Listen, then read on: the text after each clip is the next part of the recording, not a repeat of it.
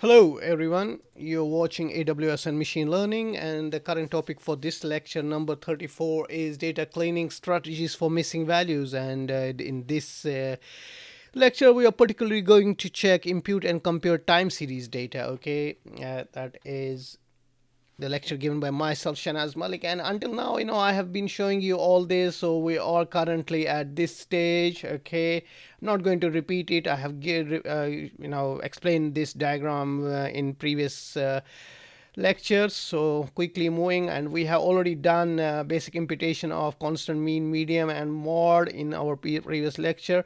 So let's move imputing time series data. And in imputing time series data requires a particular treatment or a spatial treatment. And remember, time series data usually comes with spatial characteristics such as trend, seasonality, and cyclicality. Okay, and we as a data analyst or data scientist or whatever title you might have need to exploit this situation when imputing missing values in the data. And here we are going to check. We are going to connect with air quality data frame, and that observe the characteristics, and our objective is to impute the values in such a way that these characteristics are accounted for. So let's open our Jupyter notebook and learn about how to impute missing data in time series data. So I have already this uh,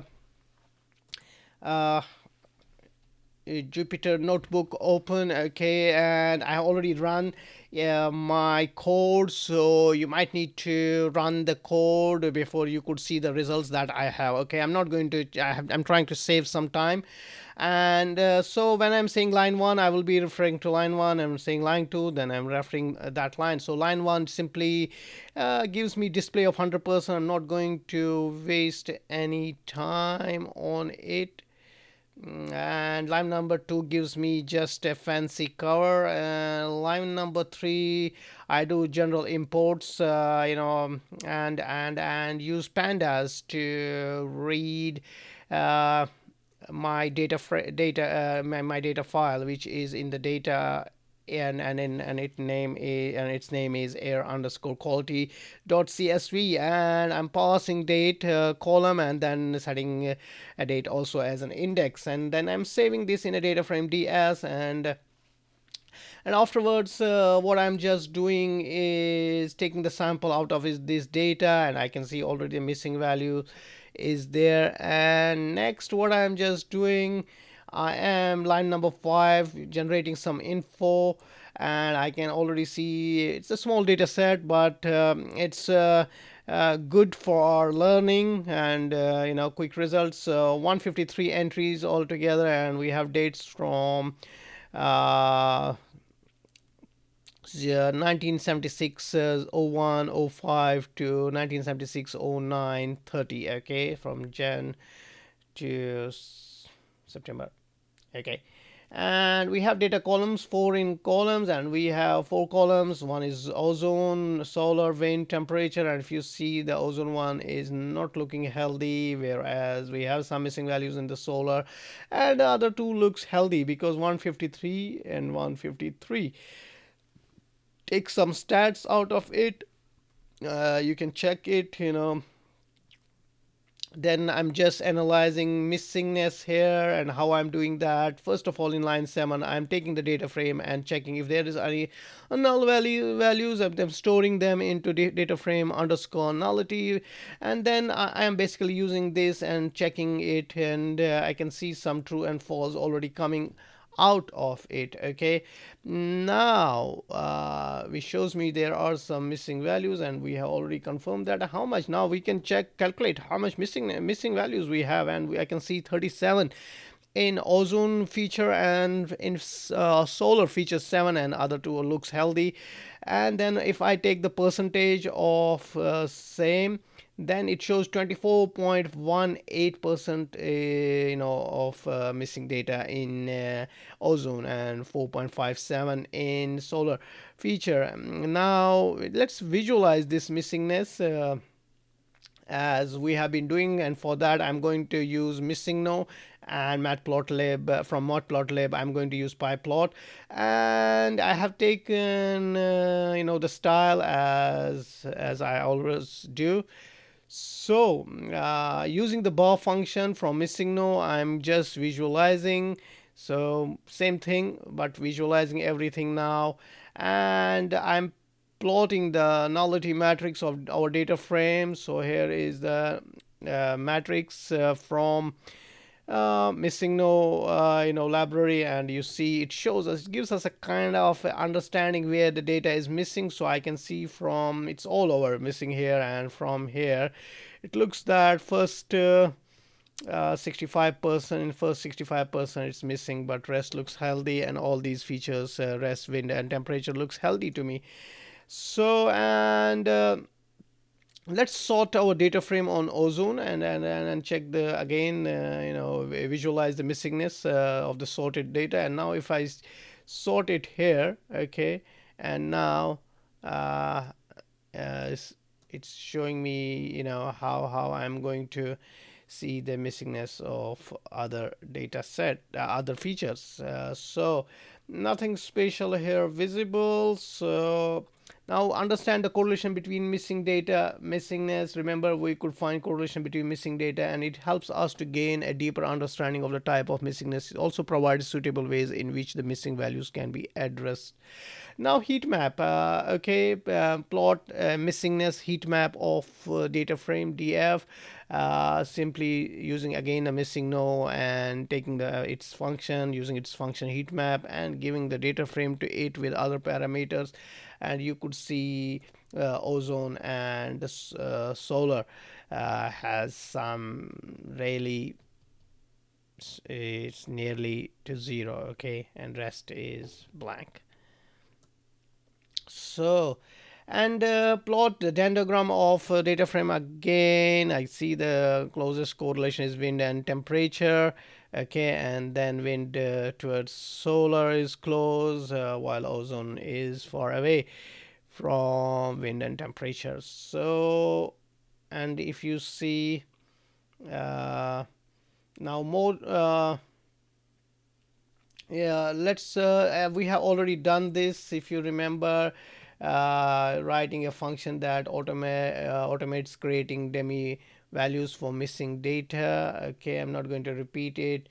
Now let's generate a scatter plot with missingness. Okay, let's find the interaction between ozone and this solar feature. Okay, so what I'm just doing, I'm creating here the same thing, using my fill underscore demi underscore values function, giving my data frame, and then I'm basically storing it in air underscore quality underscore demi, and then uh, summing the nullity of ozone and solar for coloring, okay, and then creating a scatter plot of ozone and solar feature. Okay, and here it is. Okay, you could see,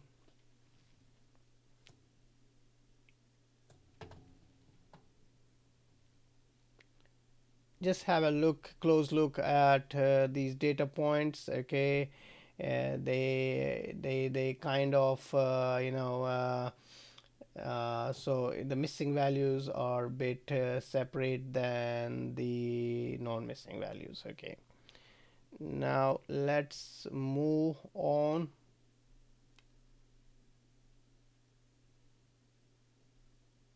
So I have already said you this in the slides. Okay, our goal is to impute the values in such a way that the characteristics such as seasonality and uh, trends and all that is accounted for. So we have gone through. Now now comes the meat of this lecture. Okay, now is the meat of this lecture. Now let's in our data frame, let's print from observations 30 to 40. Okay, let's print it. And what we see a lot of missing values. Okay, now this is your meat of this lecture.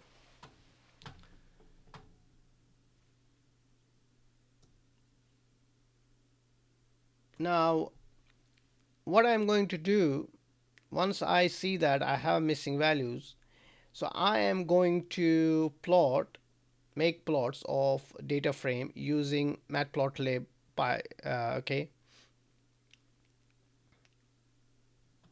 And if you see here, I'm plotting my data frame, okay, creating giving parameters as subplots is equal to true, creating giving figure size parameters and what kind of graph I am looking for. So if you see, here is your ozone, okay, this is your ozone feature, this is your solar feature, and these are the other wind and the other one, okay, temperature one. Now if you see the temperature is here, okay, don't think it's not there, so it's here, not a problem. Now if you see, it's missing here, okay, the line is broken, line is broken, so line is broken, line is broken. Why line is broken? Because we have a missing data. We don't have any data at this stage. There could be possibly many reasons, but we are not going into the reason at this moment of time. What we see, we have a missing data, and we have missing data here, and we have missing data here. So if you see, so bad work done by data whosoever was collecting at this interval of time, okay. And if you see, same thing is happening here and here, okay. Now this is we know now, we have a fact that we have a missing value. Now impute missing values in data frame using forward fill. We have one method called forward fill, and how we do that, we give our data frame fill na, and then we choose the method f, this is forward fill in short, okay. F fill means forward fill, and in place is equal to false. I don't want to make any changes in this data frame, as I will be using this data frame again and again for different techniques. So I'm just storing all these imputing values in this data frame, okay. And then I'm checking again the same thing. What has happened now? If you see, I again see the rows from 30 to 40, the observations, okay, and I see now I have all healthy sets here. If you see at the top, I had missing values, right? If you see 0106 has missing value, so 31st, okay, of May has 37, while as 0106 has missing value. But what is now 0106? Now the 0106 is 37, and again 37, and again 37. So what has happened? So this method basically saw whatever is here, a previous entry, and it's imputed those values to the missing value, okay. If you see, all until 0606 were missing, okay, until 0606 were nans, okay. And by this forward fill, it has taken this entry and it has filled it to all, and then remains your 29, and that's it, basically imputed, okay. Now let's check, let's see the plot, what has happened. Now what I'm doing is basically, this is my imputed data frame, and choosing my ozone, and then plotting and giving the figure and color and marker, parameter, and line style taken as dotted. And then I am also taking my original data frame, okay, and plotting. And if you see, now here is the fill values, okay. If you see, okay, so here is the fill values. If you see, here is the fill values, here is the fill values. So but it is kind of, if you see, we have a fluctuation in data, but here the fluctuation is not there, although the data shows at small intervals fluctuation, but those trends are not being accounted here by this imputation method. So this we are creating a bias in this data set. So we can observe that the forward fill is not at par with the required imputation. We will need to further explore other approaches to impute the data. Okay. Now we have one more way to impute missing values is using backward fill method. I have to show you all these methods, what and then we'll slowly learn advanced techniques, but let's first understand these ones. The backward fill is also same as forward fill, but all it takes is it takes the last, checks all. For example, what it does here, it will check all NAs. Okay, the last one, if it reaches the last one, and then checks this value, and then takes and fills this value to the previous ones. That's all. That's backward fill. Let me show you. So if you see, I have taken my data frame, fill NA, method backward fill in place is equal to false, because I don't want to change anything within this data, as I'm going to use this data frame again and again, and I'm storing my changes here. Then I am bringing this data frame, taking those rows, and if you see now 37 after 37 is 29, because it has taken this 29 and imputed those values here. Okay, that's it. And then I'm doing again the same thing, and now you can see, instead of making, it has taken these values here, but again it's not giving, it's not uh, it's similar to forward fill. We observe that backward fill also does not perform to our satisfaction, because our data is not fluctuating here. If you see, other data points are fluctuating.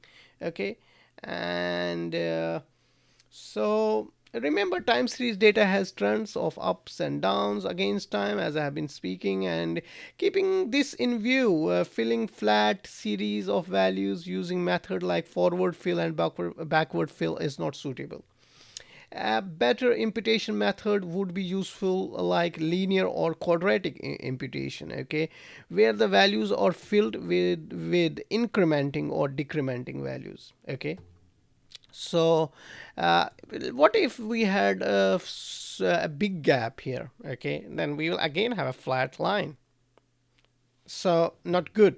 That flat line actually gives us a bias towards the model, so we don't need that. So let's impute with interpolate method. Okay, and see what it is. Again, this is our original data frame, and now I'm taking my data frame, original one, and using interpolate function, and the method is linear. Okay, I'm storing here my new data frame, and then if you see, I'm again checking. Now what has happened? So here it was the healthy observation, and here is our healthy observation. Okay, so these two were healthy observation. Now let's see what's happened.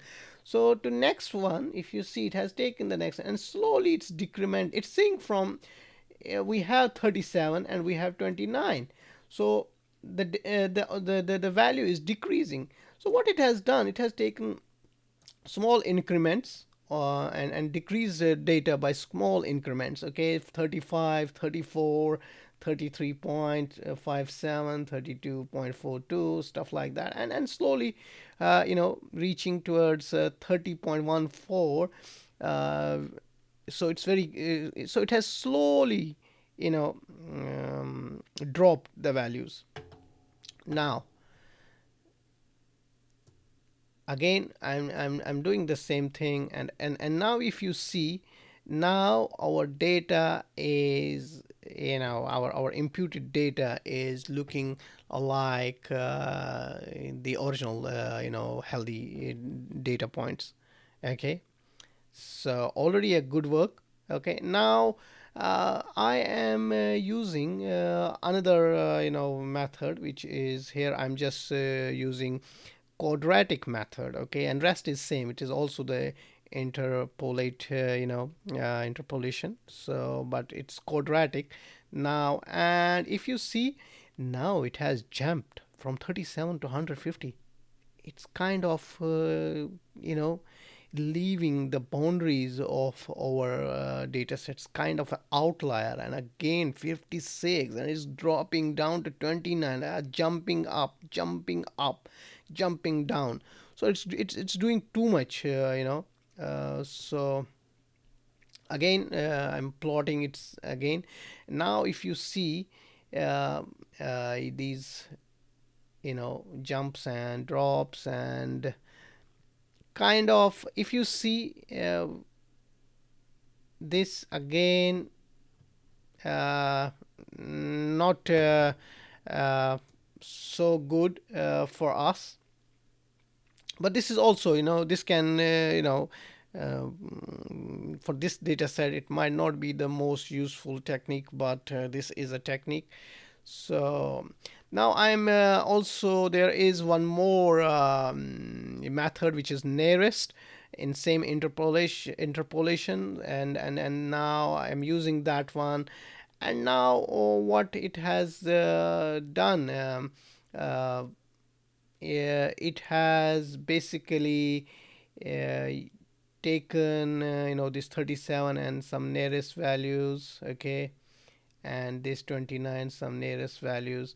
But again, there are some ups and downs of data happening. So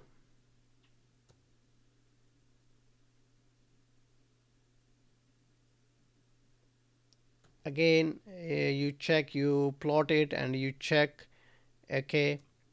This is the same thing. I'm not doing anything new. I'm just imputing using different strategies and then plotting. Now, comparison of the interpolations. We did a few interpolations, and now what I'm doing, I'm creating a subplots, okay. Then interpolation, I'm creating an interpolation dictionary. So I have done linear interpolation, quadratic, and nearest, and then visualizing each interpolation, okay.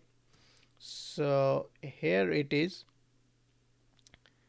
So all in, so first one is linear, just remember that. So if you see now, this is your linear, quadratic, and nearest.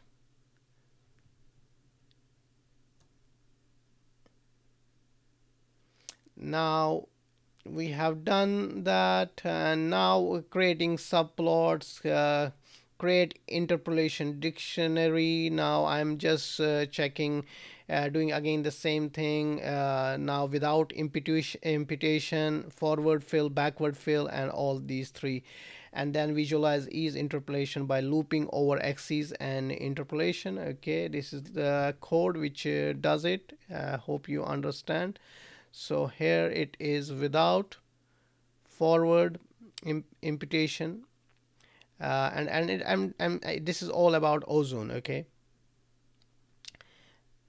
Backward, linear, quadratic, nearest, okay. And this is the way we do impute data. Surely after we impute, we need to evaluate various which one is the best for us. And we will be discussing about more advanced imputation strategies. For that, please stay tuned with me, and I'm going to bring more and more about all this, because this is a very important topic in data science projects, okay. Very important topic, because if you impute your data properly, and then you could create great models, which will in return bring great insights for you and for your employer. Now, in the meanwhile, if you liked all these lectures, especially this lecture, then please subscribe if you haven't until now, and please hit the notification bell so that you get notified as soon as I upload new videos.